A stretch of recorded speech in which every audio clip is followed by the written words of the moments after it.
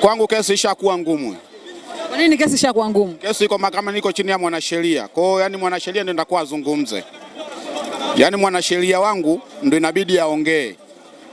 Kwa sasa hii kesi wewe huna maneno. Yani sasa maneno yani kwa sababu yani ujue unapokuwa huko mahakamani unamtafuta mwanasheria. Kwa hiyo mwanasheria ndio atakuwa malize kila. Lazima tuumie kwa sababu tuko kwenye bendera moja. Tuko kwenye nchi moja. Kwa hiyo kama sisi tulifanya vizuri, ilibidi na wao wafanye vizuri, at least kwamba kila moja awe na neno la kuongea. Lakini kwa kitendo ambacho kimefanyika leo, kwa ina maana wanatuacha sisi peke yetu ndo tufanyeje? Ndo tutambe.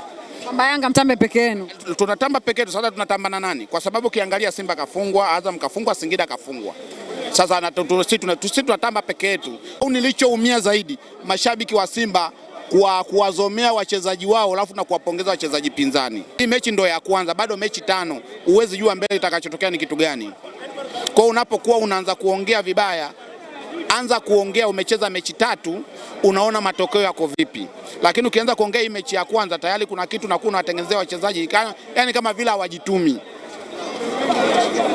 Kwa sasa cha msingi ni kimoja tu, kwamba ni kuwapongeza baada ya dakika ya mwisho. Sasa wajue kabisa kwamba mechi ya kwanza tulifanya hivi, inatakiwa mechi hii tufanye kitu gani.